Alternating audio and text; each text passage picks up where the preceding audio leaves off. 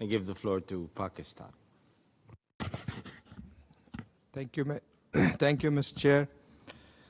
Pakistan would like to align itself with the statement delivered by the distinguished permanent representative of Italy on behalf of the Uniting for Consensus group. Let me start by thanking you, Ambassador and Chair, for convening this 6th meeting of the IGN and for circulating the revised co-chairs elements paper. We would like to greatly acknowledge your splendid stewardship of the work of the IGN during the 79th session of the General Assembly. During the course of the year, we have engaged in constructive and frank discussions on both the areas of convergence and divergence.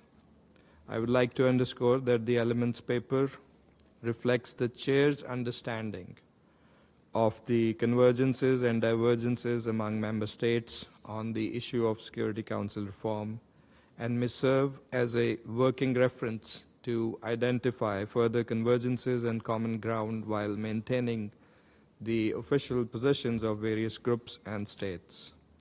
We believe that if adequate time had been provided to reflect on this paper, a more informed discussion could have taken place.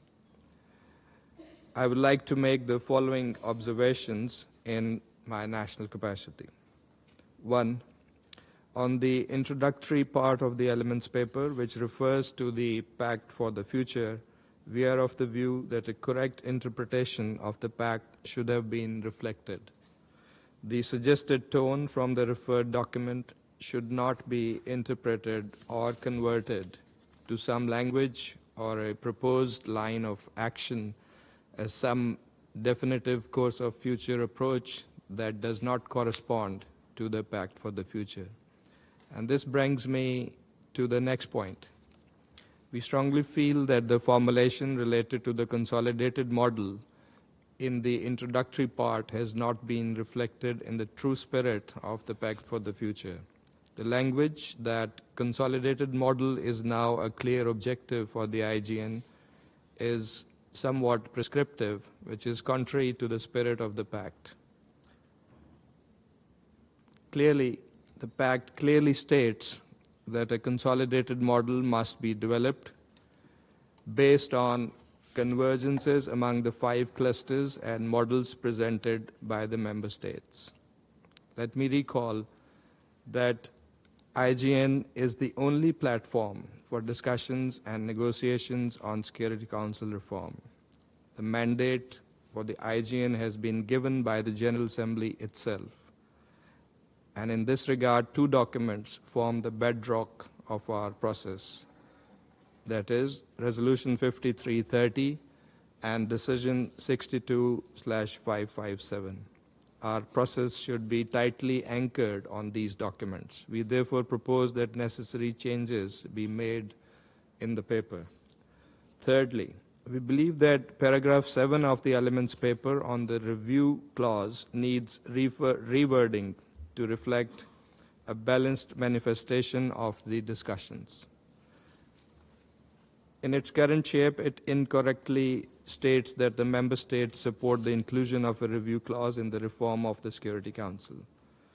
We would like to point out that some delegations expressed that they do not favor any approach that would entail a review clause as a vehicle to the benefit of some individual member states or that would lead to a piecemeal reform. Fourthly, a correction is required in the paragraph 18 related to the presence of new members in the Council.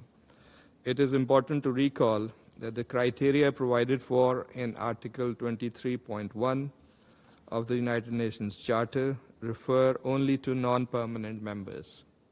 We would therefore propose adding the qualifier elected after the words new to avoid any misunderstanding.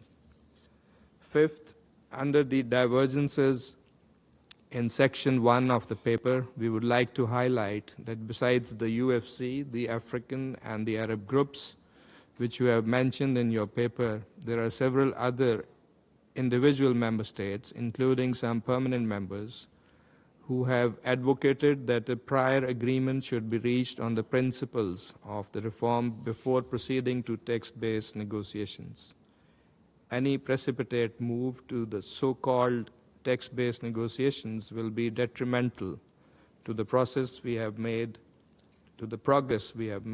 in expanding the areas of convergence. Sixth, on the categories of membership, we strongly suggest modification of the language that says a significant number of delegations argue that the enlargement should include expansion in both the permanent and non-permanent seats. This is based on faulty arithmetic and logic, as many states have yet to express their positions, and some countries that have expressed their views belong to more than one group, thus making it inappropriate to use the word significant. Besides, different variations or characteristics of permanent seats are being advanced that do not reflect common position or same understanding. They cannot obviously be lumped together. Seventh, we acknowledge that there has been overall agreement on the need for equitable representation of certain cross-regional groups. However, while listing them in the elements paper, a footnote has been added stating that OIC is a faith-based organization. Let me clarify that OIC is the second largest organization after the United Nations, which has called for its due intergovernmental representation in a reformed Security Council. We note that the Pact for the Future, while mentioning the issue of representation of cross-regional groups, does not label any organization as faith-based. Last, we need to accurately reflect the differences in approach about the permanent seats between countries which seek the seats for themselves and the African desire for adequate representation, which is a demand on behalf of the entire continent endorsed by the African Union. We view the African desire for 2 permanent seats on the Council as being distinct from the claims of 4 members to individual permanent seats for themselves in their national capacity without reference to or agreement within their respective regions. We see the proposal of the African group as the claim of a region to have the final word on its own destiny. There are nuances and distinctions between positions that must be taken into account.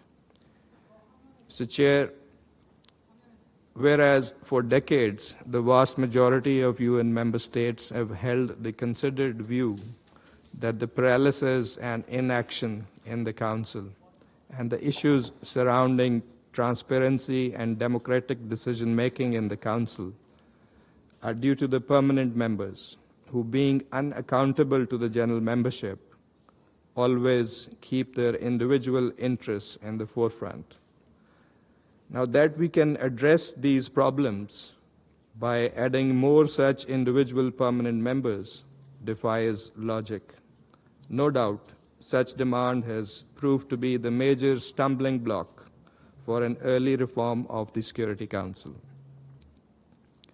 In conclusion, Mr. Chair, we once again commend your work. We hope that due consideration will be given to our suggestions to have the elements paper accurately reflect the state of play. IGN is the sole format in which we should promote the discussions on Security Council reform. We should do our best to promote early agreement, but there is no artificial deadline or time limit to reach a consensus on reform. A conclusion depends on when we can get an agreement on a proposal which enjoys the widest possible political agreement of member states. I thank you.